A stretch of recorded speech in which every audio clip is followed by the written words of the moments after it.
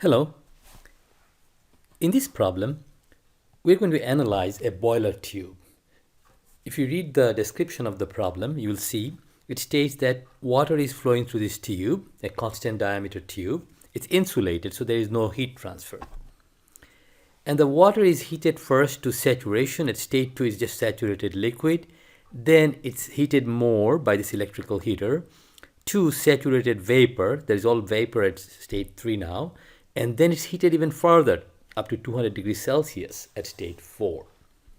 We are asked to find the energy that is added by electricity, energy input or power input in sections A, B, and C. And also there is additional part in the problem that what if instead of using the PC model, we use the SL model in section A and PG model in section C. After all, the liquid behaves like a compressed liquid, so SL model might be okay between state 1 and 2, and the PG model where vapor may be assumed to behave like a gas, and we can see if that works out. All right, so first let's quickly get the idea of how an energy equation will look like. So suppose we are applying the energy equation between state 1 and 2.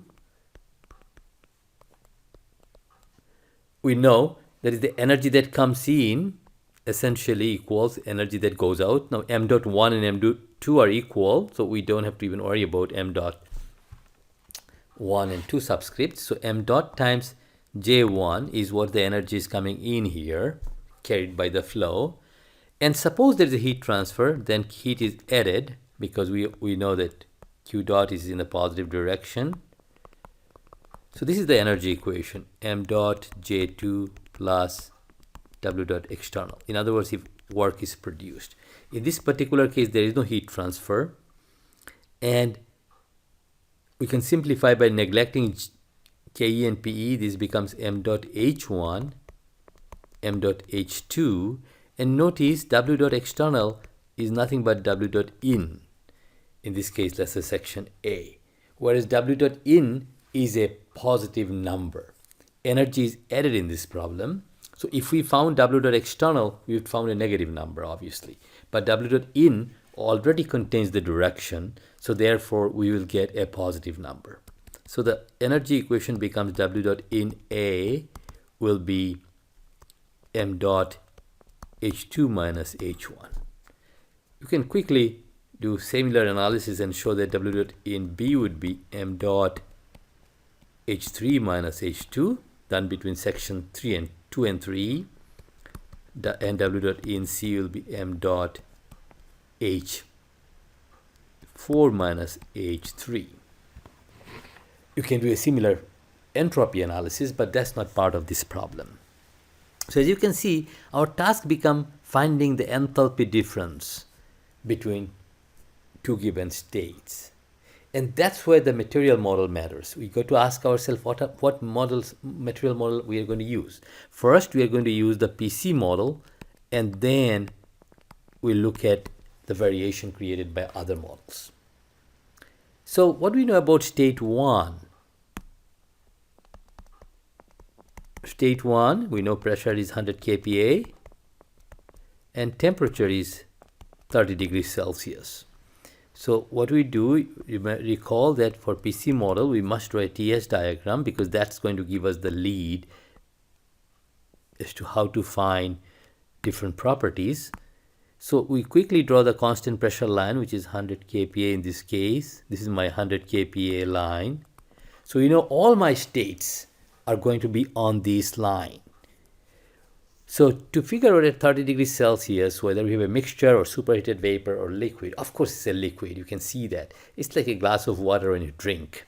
But anyway, to formally figure it out, we know at 100 kPa, water boils at 100 degree, approximately 100 degrees Celsius, right? We don't need a table for that. So therefore 30 degrees Celsius, let's say, is here. So this will be my state 1. So at state 1, all we are after enthalpy. We know enthalpy is what? U plus PV And if we use the compressed liquid submodel, we know U is a function of temperature alone for a compressed liquid, for subcooled liquid.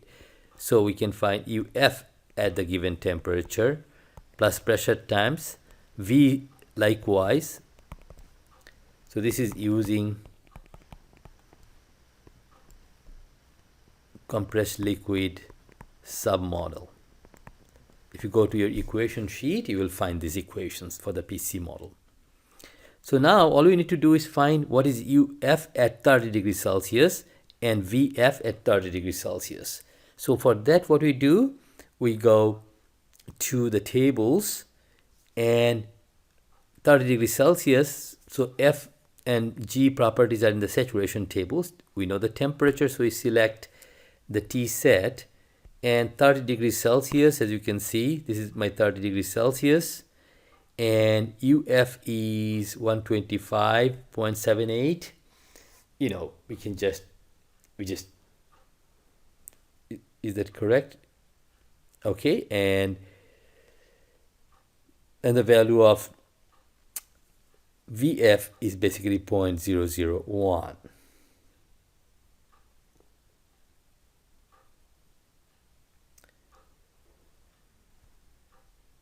Okay, so so if I pick up these numbers and come back, oops, let me erase this, to my slide, then we get UF is the value that we just got. If I can write that down, sorry, no.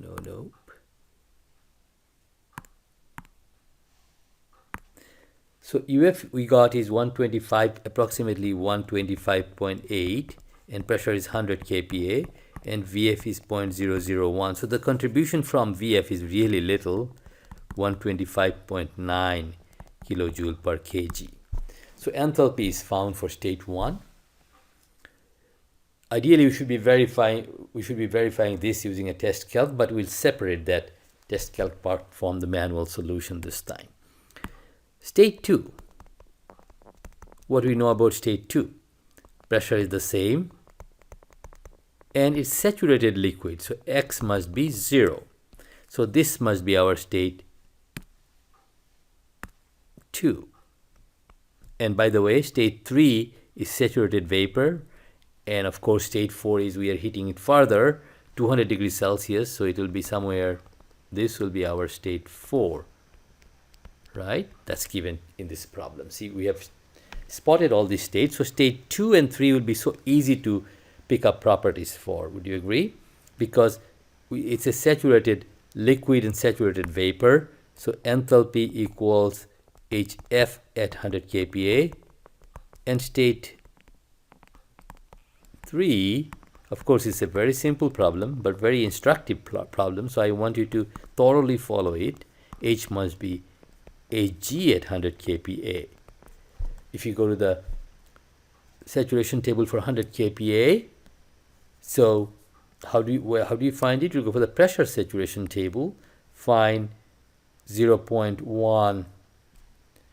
This is where 0.1 MPa is, that's 100 kPa. So therefore we found HF is 417 and Hg is about 2675. Okay, so with that we come back to our PowerPoint. So enthalpy we find here is for state 2 about 417 and 2675. Of course, both the 2675 kilojoule per kg. We don't have to write the units to save time. Okay. And finally, state 4. What do we know about state 4? Again, the pressure didn't change, no pressure drop, and temperature is 200 degrees Celsius.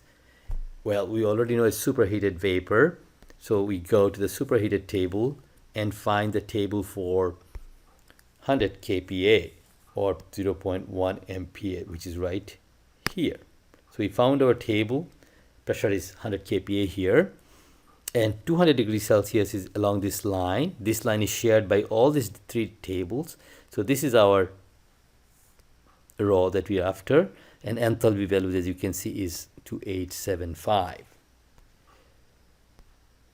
So we come back to write the value of enthalpy, 2875. All that is left now is to put that together, and we can see that W dot in for part A, which is M dot H2 minus H1. If you substitute the values to save time, I have already calculated them for you. You'll see you'll get about 291 kilowatt. This is kg per second. You can see that kg per second and kilojoule per kg gives you kilojoule per second or kilowatt. Similarly, W dot in B would be M dot H3 minus H2, which is 2258, almost 10 times. So to heat up the liquid water, we need this amount of heat or electrical work. And look at, for superheating, H4 minus H3, we need 199 kilowatt. So notice, just the boiling to take the liquid water into vapor takes the most amount of energy. Okay, now this is the first part. Recall that it's all liquid. So if we use the SL model, so these are all based on PC model. Now let's find out W dot in for A using the SL model. Would be M dot H2 minus H1 using SL model. If you go to our formula sheet, you will see that M dot H2 minus H1 is given by M dot CV T2 minus T1 plus M dot V P2 minus P1. Now P2 and P1 are equal, so it becomes M dot is 1 in our case. Specific volume is, sorry, this is not specific volume, this is CV. Sorry about that. CV value for water is about 4.2. Again, you can go to a SL table to figure it out. And T2 is what? About 100 degrees Celsius and minus 30 degrees Celsius. So it's 70 times, which is equals 294 kilowatt. So notice it's not bad. Using the sophisticated PC model, we got 291 kilowatt, and using the simple SL model, we get 294 kilowatt. So see how close the answer is. Similarly, if I use the PG model, because the vapor, suppose we say, why not treat vapor like a gas? What do we get then? W dot in for part C would be M dot H4 minus H3 using the PG model. M dot is 1, and the formula is Cp times T4 minus T3. Again, you can go to the formula sheet and see the PG model. We have done that in material model development. And the Cp value for air is about, the Cp value for steam we need. So we got to go to the tables and try to figure out how to find the Cp value for steam. So we go to the PG model, common gases, find H2O, which is steam, and you can see the Cp value is approximately 1.867. So we come back, 1.867 times T4 is 200, and T3 is about 100. So it's essentially 186.7 kilowatt. How does it compare to the PC model? 199. So look, it's not bad, but it's not as good as the SL model. That's because vapor really doesn't act like a gas.